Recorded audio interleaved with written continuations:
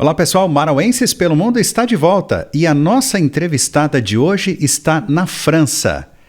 E o mesmo tempo que você aí, marauense, demora para chegar em Passo Fundo, ela demora para chegar em Paris. Marauenses pelo Mundo, quinta temporada.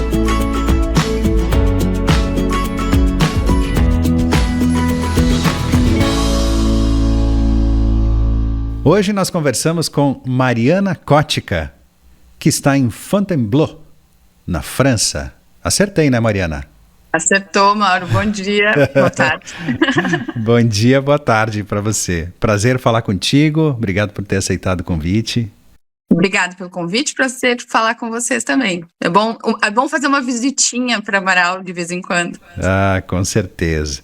Legal. Olha só, eu estive dando uma olhada nas informações da tua cidade e eu quero conversar sobre isso agora, já começar falando sobre ela. Uma das coisas que me chamou bastante a atenção é que, primeiro, é muito perto de Paris, né? Eu até brinquei aqui na abertura que o mesmo tempo que a gente aqui de Marau demora para chegar em Passo Fundo, você demora para chegar em Paris, né?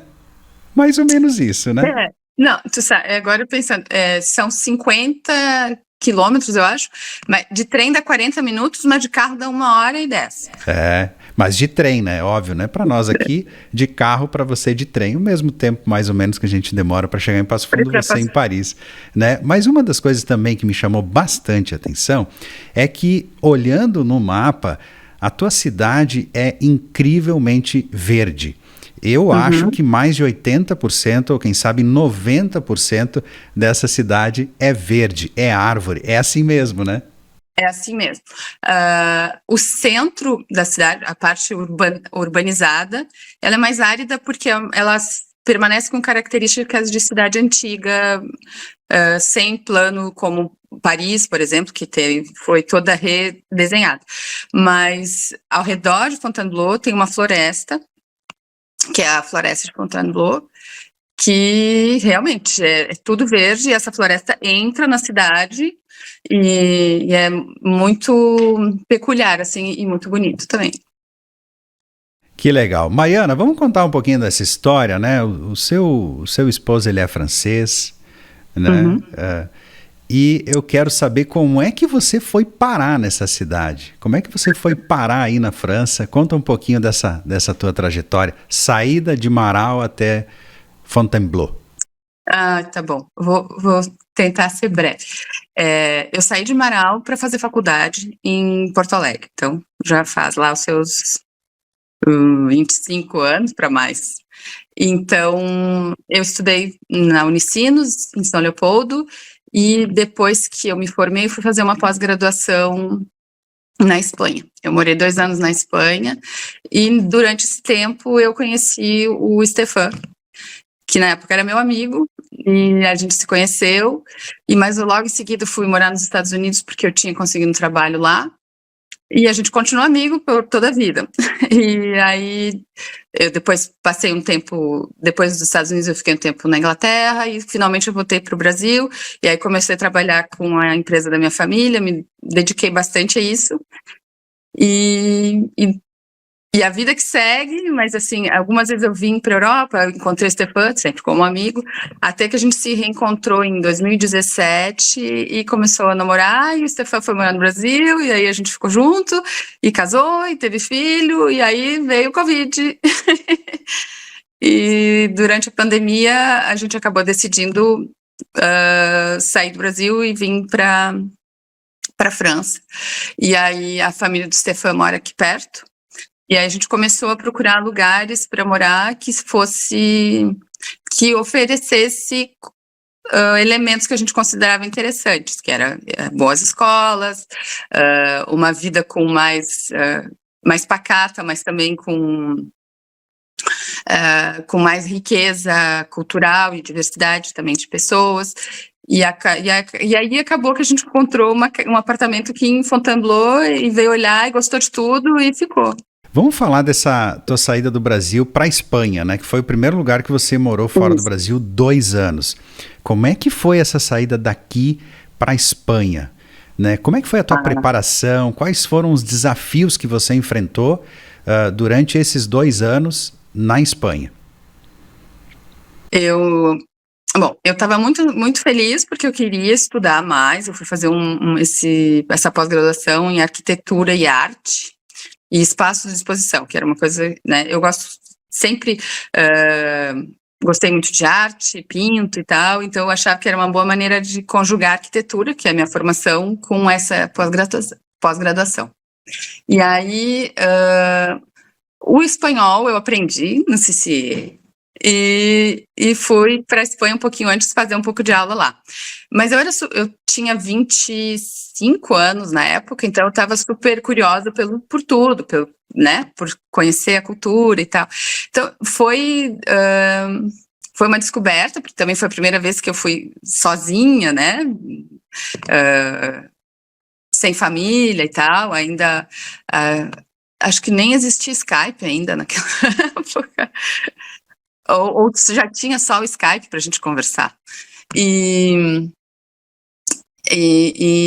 foi super, assim, decisivo para mim, porque também essa experiência de estar sozinha no outro país, ter que me virar sozinha, faz a gente crescer e conhecer outras habilidades da gente que se fica sempre no mesmo lugar, não aprende tão fácil, sei lá. Bom, Mariana, da Espanha, você foi para Inglaterra ou para os Estados Unidos? Para os Estados Unidos. Para os Estados Unidos. Você ficou quanto tempo lá? Eu fiquei menos de um ano, porque eu fui trabalhar numa empresa. Então, eu tinha essa vida. Eu trabalhei na Espanha também, num escritório de arquitetura, e aí eu tinha uma amiga que trabalhava nos Estados Unidos numa empresa de móveis. E aí ela disse: tu tem experiência com móveis, manda teu currículo, e eles gostaram do meu currículo e eu acabei indo para lá. Mas para mim foi difícil me adaptar aos Estados Unidos naquela época, porque eu estava muito acostumada com tinha gostado muito da maneira de viver europeia, né, de fazer a pé as coisas, de ter as cidades feitas para as pessoas estarem a pé e tudo mais fácil, mas eu não me adaptei, era Miami ainda por cima, eu não... a facilidade que eu tive de me adaptar na Espanha não tive nos Estados Unidos, então eu acabei cancelando o sonho, e aí depois eu fui para a Inglaterra, porque eu também queria estudar mais algumas coisas, e daí fiquei lá um ano, mais ou menos. Bom, você mora muito próximo de um lugar em que, arrisco a dizer que o mundo inteiro gostaria de conhecer em algum momento da vida, pelo menos uma vez estar aí, né? E com certeza Paris e outros lugares da França você já conhece e conhece muito bem, né? O que você poderia nos contar assim, dos lugares que você mais gostou, em que visitou? E aquela pergunta que eu sempre faço, né? Se você vai receber um familiar, um amigo, alguém para você ser o guia turístico, quais são os 5 lugares que você levaria com certeza? Top 5. Tá. Eu vou ser um pouco bairrista, tá? Eu vou focar nos lugares aqui, porque Fontainebleau é uma cidade histórica que tem um castelo. E antes de construir Versalhes, o castelo principal era Fontainebleau. Então, tem um castelo muito lindo, com uma história muito interessante, porque o Fontainebleau é o castelo que mais abrigou reis. Porque, então, tinha essa grande floresta que os reis iam caçar nessa floresta, porque tem essa ligação de tradição de caça de cervo, de veado, de raposa. Então, sempre teve esse castelo aqui e os reis vinham. E por muito tempo os reis reinavam aqui em Fontainebleau, então isso que fez a cidade desenvolver. E depois da Revolução Francesa, que acabou com a monarquia, e em seguida teve o Império do Napoleão, o Napoleão escolheu Fontainebleau para ser o seu castelo. Então tem toda essa ligação. Então, Fontainebleau eu acho que é uma visita que vale a pena, porque é uma cidade bem francesa, mas não é tão cheia de turistas. Então, o castelo tem uma visita super agradável, tem bastante jardim, e contíguo ao castelo tem o parque. E aí aqui na região tem outras cidades pequenas que eu também acho que tem um gostinho especial. Se veio até Fontainebleau para de Barbizon, por exemplo, que era um lugar onde os impressionistas se reuniam para pintar a floresta e os campos ao redor, que também é uma cidade pequena com as suas peculiaridades. E em Paris, eu gosto muito de museu. Então, eu gosto de impressionismo também, então ir ao Musée d'Orsay, eu acho um programa imperdível. E o Carnavalet, eu gosto dessa dica, porque é um museu que fala da história de Paris e ainda por cima é um museu de entrada gratuita. Então, eu sempre digo, quem tem criança, vai, que é legal, e ainda se tiver que sair correndo, ingresso é grátis, pode voltar depois. Tem o Museu d'Orsay, eu gosto muito, o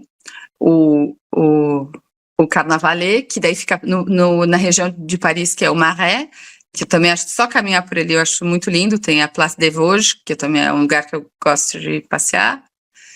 E já foi 5? Eu acho que foi. Mas você Então, você tem mais uma alternativa, vou te dar mais uma. Mais uma alternativa. Vou te dar mais uma. Assim, tu sabe, Mauro, tava pensando antes da entrevista, né? O que para mim tem sido muito interessante de estar morando aqui e estar casado com um francês é que a gente faz bastante viagens curtas de carro para conhecer os lugares. E a França tem uma natureza muito bonita. Porque a gente ouve muito falar de Paris, e eu concordo que Paris é imperdível e que Paris, dos lugares que eu conheço, é um dos que mais combina áreas de interesse, vou falar assim, mas a região, os campos da França, e a França tem muita história, uma história muito antiga, então, conforme tu se movimenta, tem um eixo onde aconteceu um desenvolvimento econômico, sei lá, no século XIII. Então, tu tem um monte de vilarejo do século XIII, XIV, que depois esse eixo econômico se desenvolveu em outro lugar, e daí desenvolveu outro lugar, que daí está tudo paralisado lá no século XV, XVI, por exemplo, o Vale do Loire, que é conhecido também pelos vinhos, mas é uma região que tem, se eu não me engano, 180 castelos. Então, se alguém vem para cá, eu sempre digo, vamos pegar o carro e vamos dar uma passeada em outro lugar para ver esses vilarejos. Tuas dicas foram diferentes de qualquer outra entrevista que a gente tenha feito para falar da França, pode ter certeza. Mas eu pensei, tá? Porque meu marido vai ver, eu tenho esse compromisso.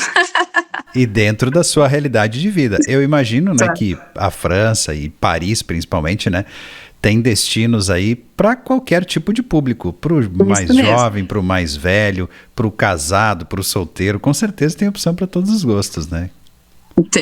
Tem mesmo. E para criança também tem, e também restaurantes, tem programa para todo tipo de interesse e de budget, de orçamento também. Legal. Mariana, seguinte, a gente costuma perguntar aqui para as pessoas como é que é esse choque cultural, né? Brasil, França ou Brasil, qualquer outro país que o nosso entrevistado tá. Mas para você vai além, porque você é casada com um francês, né? Como é que é isso como é que foi no início para vocês, né? Você sentiu alguma dificuldade nessa questão cultural, na questão educacional, ou foi tranquilo? Não teve briga? Não, entre eu e o meu marido, o meu marido também já morava fora da França há algum tempo, então nós temos essas características semelhantes de tolerância multicultural, vou falar assim. Mas claro que morar aqui, para mim, teve e ainda tem contrastes. O que e continua às vezes me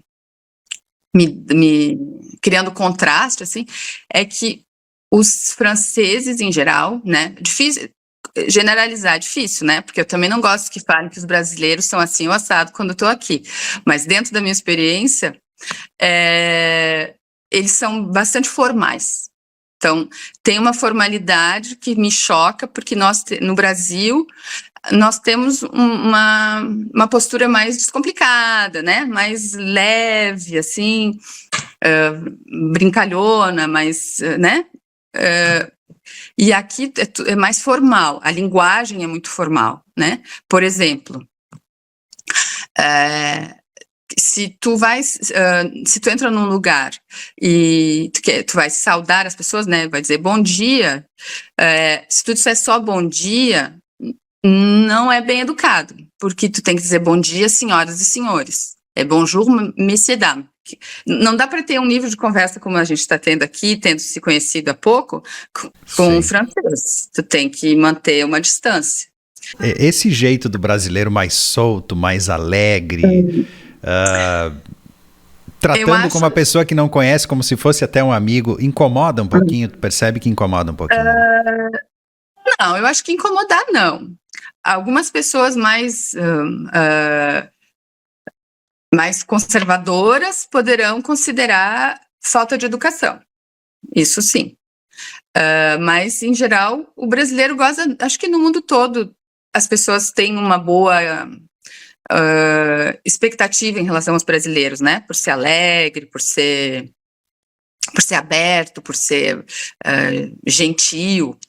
Claro que generalizações são sempre perigosas, mas em geral eu acho que as pessoas esperam, assim, tem uma imagem positiva do brasileiro. Tem mais brasileiros aí na sua cidade? Tem, não muitos, mas tem, a gente tem bons amigos brasileiros aqui também. E marauenses, você conhece algum marauense que mora aí na região? Paris, não, ou na França? Quem sabe vocês possam me ajudar, não conheço marauense por aqui. Você falou da feijoada, como é que é a culinária francesa? Te agrada? Me agrada. Eu queria saber o seguinte, se vocês vão fazer o almoço ou a janta, vocês têm que fazer uma reunião, uma DR ali entre você e o marido para definir o cardápio ou tá tranquilo? Não, tá tranquilo. Tu sabe que antes de eu casar, eu não gostava muito desse negócio de cozinhar. Mas depois, também com a maternidade, nutrir a família toma outro significado, né? Então, mas a gente troca bastante receita e a gente tem uma culinária bem universal, assim. Eu acho bem bacana que os franceses, eles têm uma diversidade culinária muito grande. Então, eles comem muitas coisas, comparado ao nosso cardápio brasileiro, que é mais, assim, os mesmos temperos, né, mais ou menos baseado, né, o alho, a cebola, a salsinha, tempero verde, carne de porco, boi e galinha, né? Assim, o básico. Aqui não, aqui eles comem carne de lesma, de perereca, de pato, coelho, mais exótico. Come muita vitela, come muita caça, marreco, pato, daí cada pato tem um nome, porque se for um pato assim, aí tem galinha pintada, tem galinha de Natal, tem, sabe, uma diversidade muito grande. Daí, sem contar, entra nos miúdos, daí eles comem cérebro. Não é todo dia, tá? Isso não é arroz com feijão, mas tu vai na feira, tu encontra todas essas coisas que eu tô te falando. Ostra, eles comem muita ostra. E então tem uma diversidade culinária que é muito grande e eu acho isso legal. Eu ainda prefiro a comidinha lá do sul do Brasil, né? Com bastante influência italiana. Aqui em casa, molho de tomate e massa, não, é a base de muita coisa, mas essa mistura com a comida francesa, eu gosto. E daí entra também toda a padaria, né? Porque o pão é uma entidade, assim. O pão é uma coisa sagrada e tem que ser um bom pão. Eu acho que no Brasil a gente pega mais leve com essas coisas. Eu acho que sim. Aqui a comida e também isso é uma diferença cultural que eu considero interessante. Estar à mesa é algo muito sério. Tanto que eu vi esses dias, saiu uma pesquisa, o tempo que povos ficam à mesa. E parece que os franceses ganham disparado, parece que em média um francês fica 2 horas e 11 minutos na mesa, diariamente. Segundo os italianos, os brasileiros nem apareciam na pesquisa. Mas é isso, sabe? Se é para sentar para comer, tem que ficar na mesa. Então, tamanha importância que se dá para esse momento, né? Momento da família, né? Também, né? Tanto que isso também foi um choque cultural, tá aí, acho que um dos poucos. O meu marido sempre considerou uma afronta sair da mesa enquanto todo mundo não terminou de almoçar. Então, sai essa coisa, criança terminou, sai. Na França não pode. Nem o meu filho de 4 anos não pode, tem que ficar na mesa. Sabe o que eu estava pensando, Mariana? Que com esse tempo que o pessoal na França fica à mesa liderando esse ranking, cairia bem no seu apartamento uma churrasqueira, né? Fazer aquela janela de costela, deixando ela aí 3, 4, 5 horas, eles iam adorar. Tu tem toda a razão, mas daí vai faltar carne, porque eu vou puxar a brasa pro meu assado também. Carne, evidentemente tu encontra carnes ótimas aqui, sim, mas não é a mesma coisa. E a gente só quer te agradecer pela disponibilidade, por contar a tua história e por dedicar esse tempo assim para a série Marauenses pelo Mundo. Eu aqui agradeço, espero ter contado alguma história que interessante, porque eu considero uma responsabilidade fazer um depoimento sobre o meu país de hoje para minha cidade natal.